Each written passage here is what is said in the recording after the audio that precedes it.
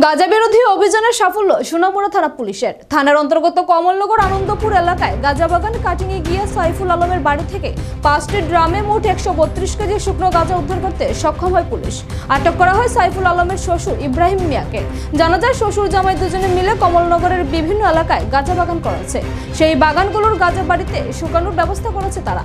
পুলিশের কাছে খবর আসে আনন্দনগরের সাইফুল আলমের বাড়িতে গাঁজা শুকিয়ে প্যাকেট করা হচ্ছে। সঙ্গে সঙ্গে পুলিশ ওই বাড়িটিকে এবং বাড়ির লোকজনদের বাড়ির ভেতরেই আটকে রেখে ঘেরাও করে রাখে। পরবর্তী সময় ডিসিএম অনামিকা দেববর্মা ঘটনাস্থলে গিয়ে গাঁজা ভর্তি ড্রাম উদ্ধার করে এবং সাইফুল আলমের শ্বশুর ইব্রাহিম মিয়াকে আটক করে সোনামুড়া থানায় নিয়ে আসা হয়।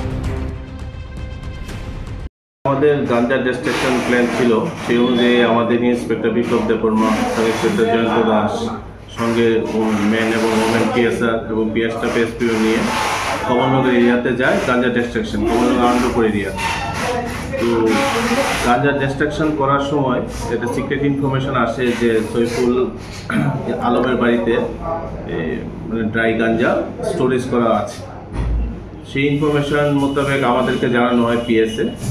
সেই অনুযায়ী তখন ওনাদেরকে বলা হয় যে ওই জায়গাতে রেড করতে, মানে কর্ডন করে রাখতে। সেই অনুযায়ী আমরা পরবর্তী সময়ে আমাদের ডিসিএম সোনামুড়া ম্যাডাম অনামিকা দেববর্মা, ওনাকে আমি সঙ্গে নিয়ে ওই জায়গাতে যাই এবং আমরা ওই বাড়িতে গিয়ে 5 ড্রাম ড্রাই গাঁজা পাই, যার মানে অ্যাপ্রক্স ওয়েট 132.6 কেজি।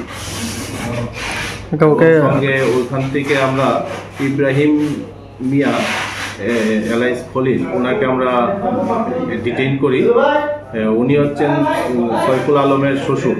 অ্যাকচুয়ালি উনি ওই বাড়িতেই থাকেন এবং বিগত 3-4 মাস ধরে ওরা এই মানে গাঁজা কাল্টিভেশন করে আসছেন এবং এগুলো কালেকশন করে বাড়িতে ড্রাই করে ওখানে প্রিজার্ভ করে রেখেছিলেন ড্রামের মধ্যে।